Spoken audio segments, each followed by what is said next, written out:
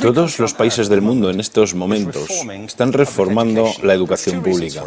Existen dos razones para ello. La primera es económica. La gente está intentando resolver cómo podemos educar a nuestros niños para que ocupen su lugar en la economía del siglo XXI. ¿Cómo hacemos eso? Si ni siquiera podemos anticipar cómo será la economía al final de la próxima semana, como esta reciente crisis lo está demostrando.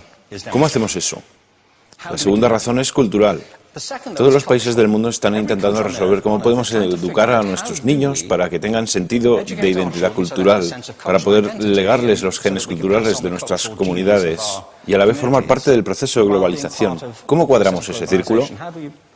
El problema es que están intentando enfrentarse al futuro, a base de hacer lo mismo que en el pasado. Y en el proceso están alineando a millones de niños que no ven ninguna utilidad en asistir a la escuela. Cuando nosotros íbamos al colegio nos retenían allí con la historia de que si trabajábamos mucho y sacábamos buenas notas y luego estudiábamos un título universitario, tendríamos un trabajo. Nuestros hijos no se creen eso. Y hacen bien, por cierto. Es mejor tener una titulación que no tenerla, pero ya no es ninguna garantía. Y especialmente no lo es si el camino hacia ella marginaliza la mayoría de cosas que tú consideras importantes acerca de ti mismo. Hay gente que dice que hay que subir los estándares, que eso sería un avance. Ah, ¿sí? Sí, lo deberíamos hacer. ¿Y por qué ibas a querer rebajarlos? No me he encontrado con ningún argumento que me convenza para bajarlos. Pero subirlos, por supuesto que habría que subirlos. El problema es que el sistema educativo actual fue diseñado, concebido y estructurado para una era diferente. Fue concebido en la cultura intelectual de la Ilustración y en las circunstancias económicas de la Revolución Industrial. Antes de la mitad del siglo XIX no había sistemas educativos públicos. En realidad no, o sea, podrías estudiar con los jesuitas si tenías dinero, pero la educación pública, pagada con los impuestos, obligatoria para todo el mundo, gratuita y a la vuelta de la esquina, era una idea revolucionaria. Y mucha gente se opuso a ello.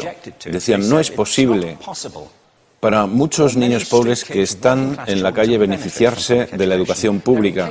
Son incapaces de leer y escribir. ¿Por qué perder tiempo con esto? Y también se asienta sobre una serie de suposiciones sobre la estructura social y la capacidad de las personas. Fue dirigido por el imperativo económico de aquel momento, pero a lo largo de todo ello se infiltró el modelo intelectual de la mente, el cual era esencialmente la idea que la Ilustración tenía sobre la inteligencia. La auténtica inteligencia consistía en cierta capacidad para el razonamiento deductivo y un conocimiento amplio de la cultura clásica. Se podría resumir en capacidad académica. Y esta idea está fuertemente enraizada en la reserva genética de la educación pública. El creer que hay dos tipos de personas, académicas y no académicas, y la consecuencia de eso es que mucha gente brillante se creen que no lo son porque han sido evaluados siguiendo este concepto de mente. Así que tenemos dos pilares gemelos, el económico y el intelectual. Y desde mi punto de vista, este modelo ha causado caos en la vida de mucha gente. Ha habido gente que se ha beneficiado maravillosamente de él, pero la mayoría de la gente no. En lugar de beneficiarse, sufren de esto. Una epidemia moderna, mal ubicada y también ficticia. Esta es la plaga del síndrome de déficit de atención e hiperactividad, TDAH. Este es un mapa de la incidencia del TDAH en Estados Unidos, el mapa de prescripciones médicas para el TDAH. No me malinterpreten, no quiero decir que el síndrome de déficit de atención no exista. Yo no tengo la formación necesaria para ello. Sé que la amplia mayoría de psicólogos y pediatras creen que sí, pero aún es un tema a debatir. Lo que sí me consta es que no se trata de una epidemia. Estos niños están siendo medicados tan rutinariamente como a mi generación nos quitaban las amígdalas, por los mismos motivos caprichosos y por la misma razón, la moda de la medicina. Nuestros hijos están viviendo en el periodo más intensamente estimulante de la historia de la Tierra. Están siendo acosados con información y les están reclamando su atención desde todos los medios. Los ordenadores, los iPhone, las vallas publicitarias y cientos de canales de televisión. Y nosotros les penalizamos por distraerse. ¿Distraerse de qué? Cosas que son un aburrimiento, en la escuela sobre todo. Me parece a mí que no es totalmente una incidencia el hecho de que la incidencia del TDAH haya crecido paralela al incremento de los test estandarizados. A estos niños se les está dando cosas como Ritalin, Adderall, a menudo medicación bastante peligrosa, solo para hacer que se concentren y se calmen. Pero según esto, el déficit de atención aumenta al ir al este de este país. La gente empieza a perder el interés en Oklahoma.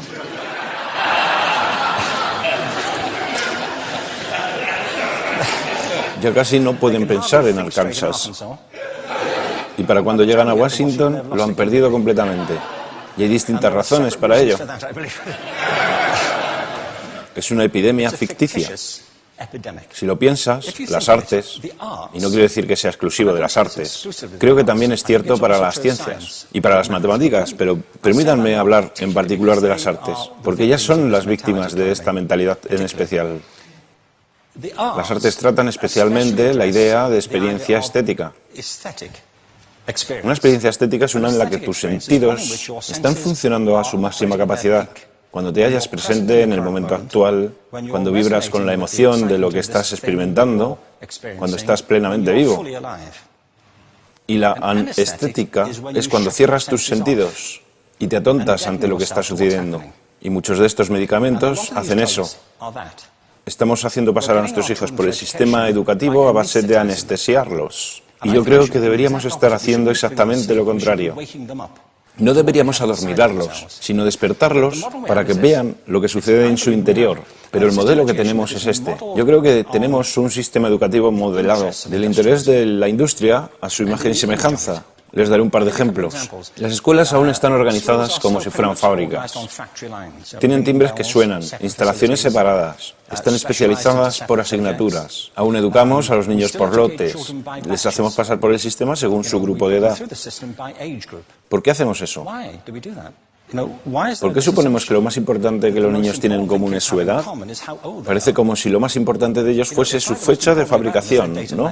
Bueno, yo conozco niños que son mucho mejores que otros niños de su edad en distintas disciplinas, o en diferentes momentos del día, o que son mejores en grupos pequeños o en grupos grandes, o que simplemente trabajan mejor solos. Si te interesa el modelo de aprendizaje, no puedes empezar con esta mentalidad de cadena de montaje. Se trata esencialmente de una conformidad. Cuando ves el incremento de los exámenes estandarizados y de los currículos estandarizados, todo se basa en la estandarización. Yo creo que tenemos que ir justamente en la dirección opuesta. Esto es lo que quiero decir cuando hablo de cambiar el paradigma. Hay un estudio estupendo que se ha hecho recientemente acerca del pensamiento divergente. El pensamiento divergente no es lo mismo que la creatividad. Yo defino la creatividad como el proceso de tener ideas originales que tengan valor.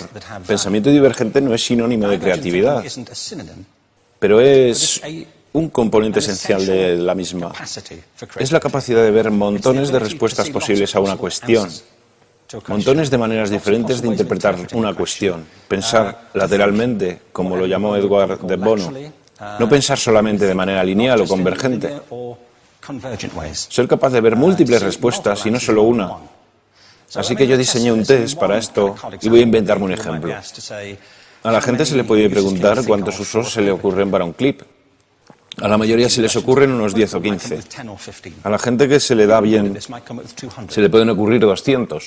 Y lo hacen porque preguntan, ¿el clip podría estar hecho de goma y medir 60 metros? ¿Tiene que ser un clip tal como lo conocemos? Bueno, pues diseñé el test y lo probé con 1.500 personas. En un libro titulado Más allá del punto de ruptura, y en el protocolo del test, si superabas una puntuación determinada, se te consideraba un genio del pensamiento divergente. Así que quiero preguntarles, ¿qué porcentaje de la gente que hizo el test puntuó como genio en pensamiento divergente? Y debo decir una cosa más acerca de ellos. Eran niños de jardín de infancia. Así que, ¿qué opináis? ¿Qué porcentaje de genios?